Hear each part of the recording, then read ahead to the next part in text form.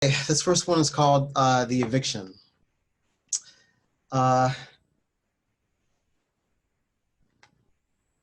This was what happened when a teacher of mine told me not to write about sex, so I wrote about sex. Sex for you is loss, not love. You lose the street sounds, you forget everything is upside down, because all there is pressure, heat, the image of a tether and a fast, mean little tomcat toying with the frayed ball at the end of it. Gray fur, patchy from an existence spent under restaurant dumpsters or too close to carpet. You cut into the woman as she cuts into you. Afterward, you find the city again. You hear it again. Through the small opening that constitutes her window, 7 stories down are brooms beating dust from rugs into the wind tunnels. Hubcaps rolling, pushed by laughing children, tracing metallic waves into the sludge of the streets, thudding like broken dreams against those rotting wooden pallets. This is her bedroom. Small yellow stains on big white walls, mosquitoes trapped years ago in then wet paint. Death by latex, sweeter than amber. Sunlight coursing through that slit of a window. Yet the room is bright, which fails to explain the umbrella. There is no rhyme nor reason for an open goddamn umbrella in the middle of a sunny day. In the ghetto, especially when laying inside on the bed of a pretty girl whom you've known for less than a week. Only for things like the veins stretched to capacity on the back of your hand, which remind you of umbrellas. But it is useless to try to remember to ask her why the umbrella is there in a room where there is no rain. You are black curves that meet again in reckless places. Your hisses like monsoon season against these sheets, enveloping and folding and drifting into one another. She rolls her head into your neck, your sense of smell returns. Flesh, it's the scent of coming home. And then outside, a single clap, sarcastic ovation, the report of a government issue 44. Your eyes and hers find the bulge in the hip pocket of your standard issue khakis, which are hanging on the knob of the bedroom door, above your metal clipboard, which is stuck halfway under the door. Through the slit of her window, you hear feet shuffling, doors shutting. You can feel the flies and gnats hush their wings and wait. Cars, heavy trucks heaving along the freeway that girdles this well-lit, eternally dark city. The creak of the first door to open rises from 7 stories below. Someone expires heavily, then a loud bang, like the sound of a metal clipboard against the street, and another gunshot, this one aimed at the sky. Cooperate, people, says one masculine voice. Just please, please cooperate. The fading grind of military boots on a dirty street as he shuffles away, the noise of the street returning to its proper levels. There's perspiration and other fluids all over the both of you. You need a shower, but you won't risk it. And it bothers you a little that the only thing you can think of now, right now, is that you want this woman something bad, right now and again and again. You have since the moment you met her. She makes figure eights with a finger in the slick on your stomach, like she always does. One more time, she says, her Puerto Rican voice husky with exhaustion. Then that's it. Finito. It's over.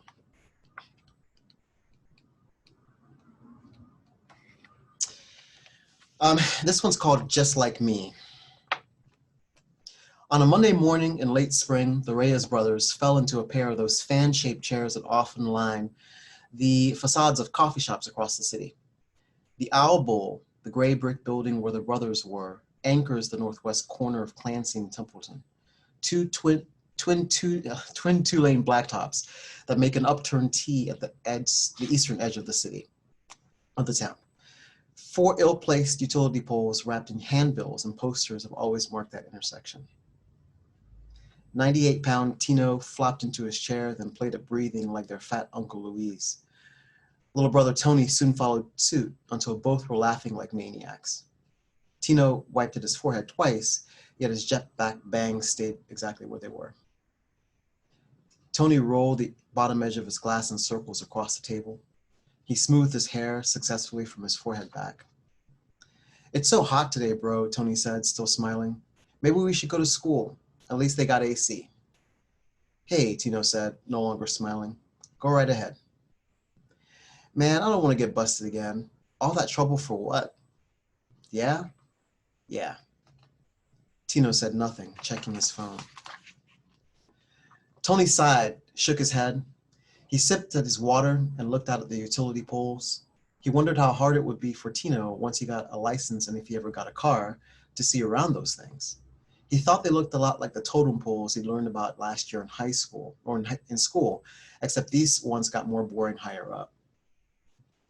An hour went by during which the sun chewed up their shadows, but they didn't move. A single Mercedes in an imperial shade of cream shot by westbound on Templeton Avenue. Tino pointed at the car and called it a penis mobile. Tony thought about going shirtless, but decided against it. Tuesday. Noon came and went, and the heat kept rising, leaving one cottony billow in that pale sky. Cars and trucks whirred down Templeton Avenue. You guys gotta buy something, the manager said. If you're gonna sit here, read the sign. These chairs are for Owl Bowl customers only. But the brothers ignored him, kept on watching the sky. Tony was thinking the sun was dodging this cloud, while Tino was wondering whether that cloud, the only visible trace of moisture, was running for its life from the parched lips on his face. Hey, gentlemen, did you hear me? Yeah, they both said. We fucking heard you. We'll buy some shit, Tony said. You don't fucking worry. The old black man shook his head and went back inside. Tino glanced at his little brother and raised one hand, rubbing his fingertips together. Tony sprung a plastic wallet from his pocket. $2, he counted. Ain't shit, his brother said. They turned at the sudden racket of an old engine, saw a white van perched at the corner on Clancy. The driver hadn't bothered with his signal, but from the way he was angled, the Reyes brothers knew he was taking a right. A gold BMW shaped like the Argo itself coursed down westbound Templeton. The driver of the van let off the brake before he thought to look around the utility pole at his left. The van chirped. The Beamer hugged and traced Templeton until both car and street dipped into the sky.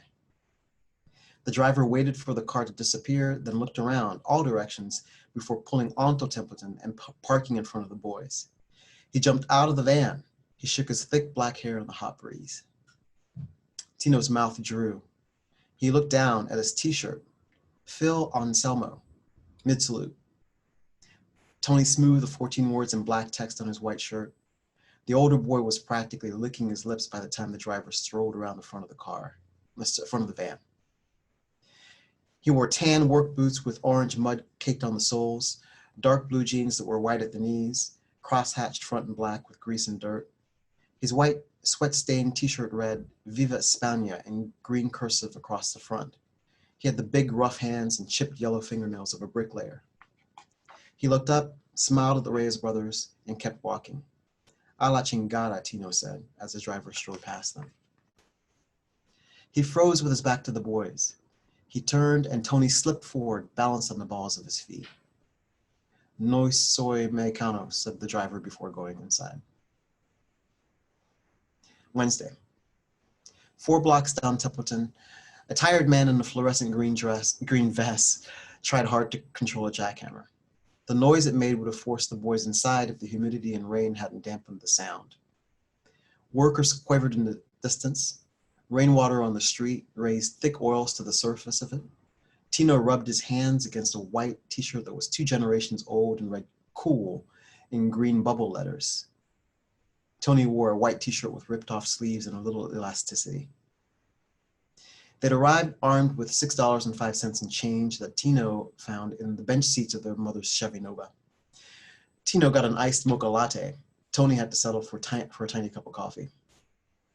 Tino started pushing around the pearly cubes at the bottom of his cup with a straw and got so distracted that he almost missed the van that was, once again, parking in front of them. He raised his eyes, grinned, lit one of his mother's cigarettes. The man jogged around the front of the van, smiled in recognition, then wrinkled his face, fanning at the smoke. Amigo, he said. Boys your age should not be smoking. Tino took a drag, stood up, and blew it in the man's face. Knots of muscle flashed along the man's jaw. Tony moved forward, ready for anything, which is when the man's demeanor completely changed. He smiled a big smile in Tino's direction. You live not 3 trailers down from me, he said. No, you don't, Tino said. We don't live anywhere near any goddamn Mexicans. Yes, we do, the man said. There are many Mexicans in our trailer park. You're in high school with my son. Your mother, she's kind of a Puerto Rican lady, and you guys have been there a year, maybe? No. Si es cierto. And your father, he's a bricklayer, just like me. The older boy's vision bled, and his feet moved faster than he expected. He stumbled fist first toward a spot in the air where the man's face had been. Alexis, black and feline, zoomed down Templeton, westbound. The car's factory-tinted windshield and windows mirrored the owl bowl, rendering the scene there in a crisp melange of pinks and blues. The 16-year-old Metro top Clancy looked held together with invisible tape. The driver flicked and tugged the turn signal to get it to flash, pulled an unassisted wheel to his right, and took the utility pole to his left at face value. Tino fell into the man, who caught the boy's fist and spun him around. Tony moved like hot air around him, bit hard into his back, and pummeled his crotch from behind. The driver of the Lexus stared at the melee through his rust-colored windshield.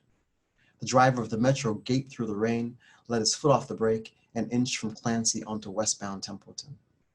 The sound of the jackhammer diminishing, the wind picking up, the bright flashes of clouds and metallic clashing, all that heat and water pounding in the air.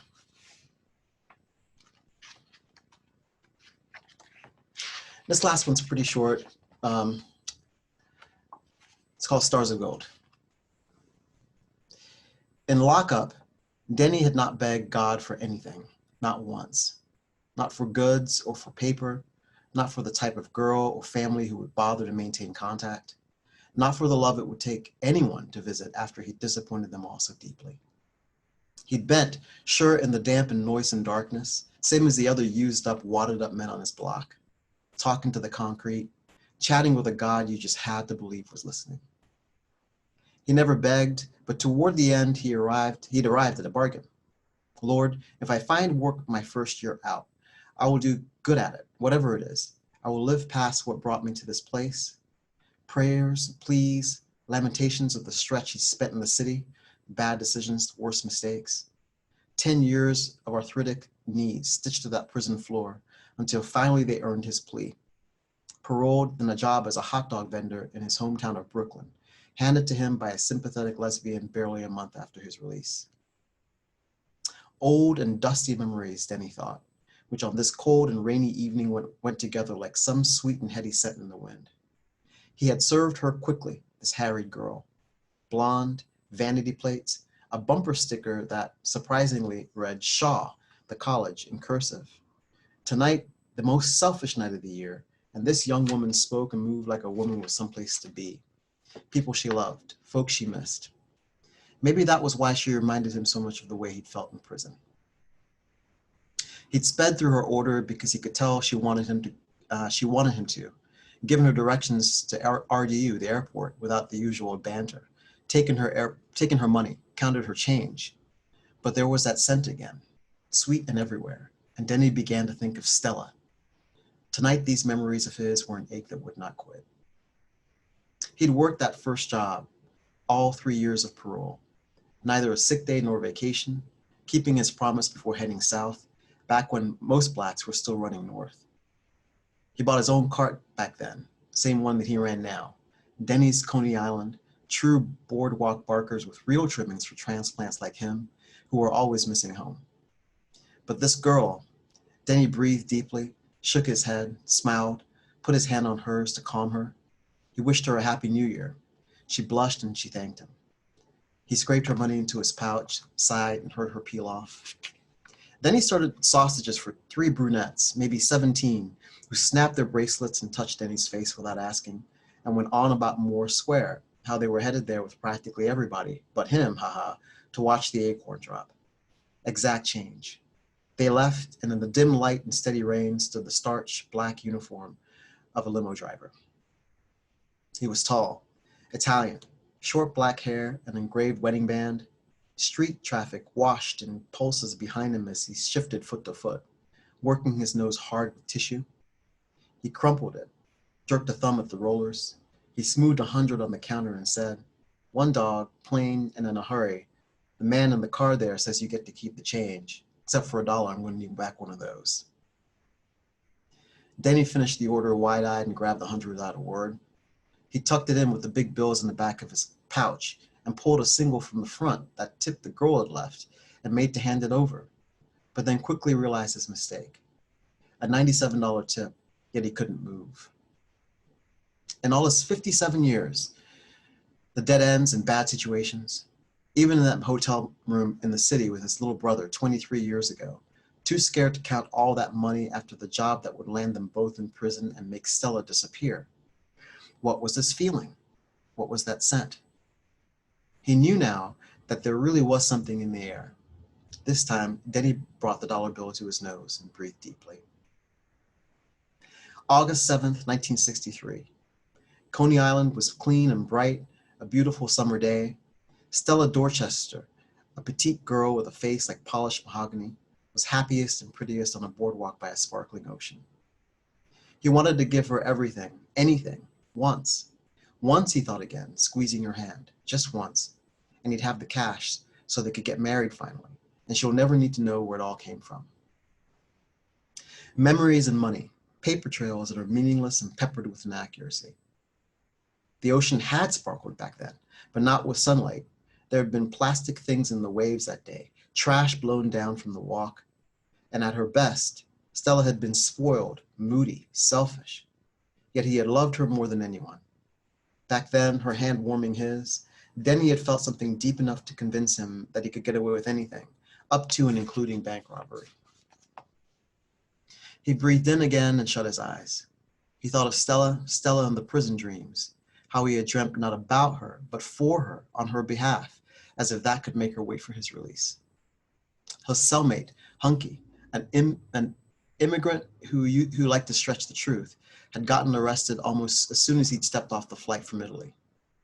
It was any of a million summer nights, prisoners smoking stale cigarettes, turning currency to ash to sleep and dream like citizens.